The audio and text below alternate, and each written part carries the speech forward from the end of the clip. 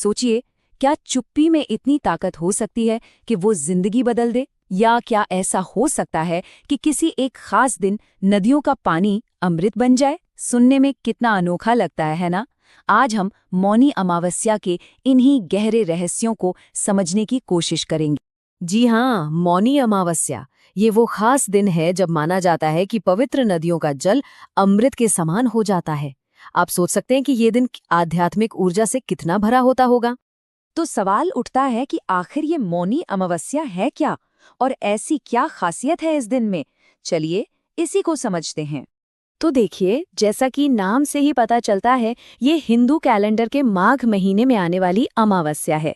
और मौनी शब्द आया है मुनि से, जिसका सीधा सा मतलब है मौन का व्रत रखना, यानी चुप रहने का संकल्प। अब इस दिन को इतनी शक्ति मिलती कहाँ से है? दरअसल इसके पीछे 3 बहुत बड़ी वजह हैं। आइए एक एक करके इन तीनों स्तंभों को समझते हैं। तो ये 3 स्तंभ हैं। पहला, मानसिक शांति। दूसरा, अमृत योग। और तीसरा, ग्रहों का एक खास संयोग।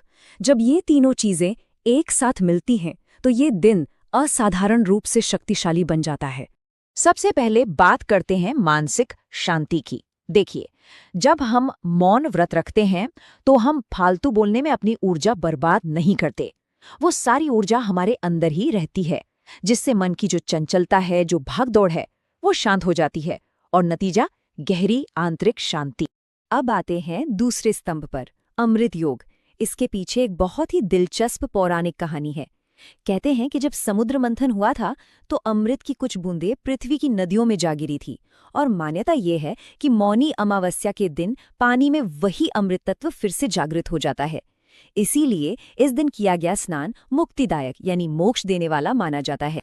और तीसरा स्तंभ जुड़ा है ज्योतिष यानी ग्रहों की चाल से। इस दिन एक बहुत ही खास खगोलीय घटना होती है। सूर्य और चंद्रमा दोनों एक साथ मकर राशि में आ जाते हैं। ये जो संयोग है, इसे आध्यात्मिक साधना और पूजा पाठ के लिए बेहद शुभ माना जाता है। तो अब जब हम ये समझ चुके हैं कि ये दिन इतना शक्तिशाली क्यों है, तो अब बात करते हैं इसके सबसे जरूरी अनुष्ठान की, यानी पवित्र स्नान। इसको करने का सही तरीका क्या है, आइए देखते हैं। देखिए, इस दिन के स्नान का महत्व इतना ज्यादा है कि शास्त्रों में कहा गया है कि इससे हमारे अनजाने में किए गए पाप भी धुल जाते हैं। और तो और इसका फल महान अश्वमेध यज्ञ करने के बराबर मिलता है। सोचिए कितना बड़ा पुण्य है। तो इस स्नान को सही तरीके से करने के लिए 3 चीजों का ध्यान रखना बहुत जरूरी है। सबसे पहली बात, सही समय। स्नान हमेशा ब्रह्म मुहूर्त में यानी सूरज उगने से भी पहले करना चाहिए, जब आसमान में तारे दिख रहे हों। दूसरी बात, मौन का संकल्प। स्नान से पहले और स्नान के दौरान पूरी तरह चुप रहना है। और तीसरी चीज, मंत्र जाप। नहाते समय मन ही मन में पवित्र मंत्रों का जाप करते रहना है। अच्छा, अब सवाल ये उठता है कि अगर कोई पवित्र नदी तक नहीं जा सकता तो क्या करे? तो घबराने की कोई बात नहीं है। इसका भी एक उपाय है। आप घर पर ही नहाने के पानी में बस थोड़ा सा गंगाजल और कुछ काले तिल मिला लीजिए और फिर उस पानी से स्नान कर लीजिए। इसके बाद सूर्य देव को जल चढ़ा दीजिए। इससे भी लगभग वैसा ही फल मिलता है। तो स्नान की बात तो हो गई, लेकिन इस दिन का महत्व यहीं खत्म नहीं होता। ये दिन एक और बहुत जरूरी काम के लिए खास है, और वो है हमारे पूर्वजों यानी हमारे पितरों को याद करना और उनकी शांति के लिए उपाय करना। जी हाँ, ज्योतिष शास्त्र में मौनी अमावस्या को पितृदोष से मुक्ति पाने के लिए सबसे शक्तिशाली दिनों में से एक माना गया है। ऐसा कहते हैं कि इस दिन अगर हम अपने पितरों के लिए कुछ उपाय करते हैं तो उन्हें शांति मिलती है और उनका आशीर्वाद हमेशा हमारे परिवार पर बना रहता है। तो पितृदोष की शांति के लिए कुछ बहुत ही सरल लेकिन असरदार उपाय हैं जो इस दिन किए जा सकते हैं।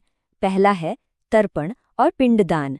इसमें दक्षिण दिशा की ओर मुंह करके पितरों को जल, काले तिल और सफेद फूल चढ़ाए जाते हैं। दूसरा है पीपल की पूजा। तीसरा है दान पुण्य और चौथा है दीपदान।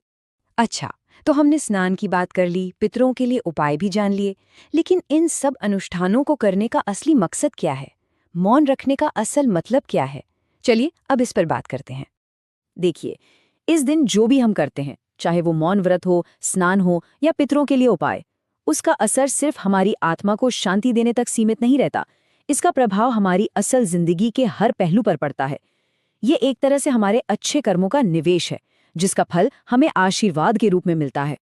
और ये पल क्या हैं? अगर पितृदोष दूर होता है तो कहते हैं कि वंश वृद्धि में आ रही रुकावटें खत्म हो जाती हैं।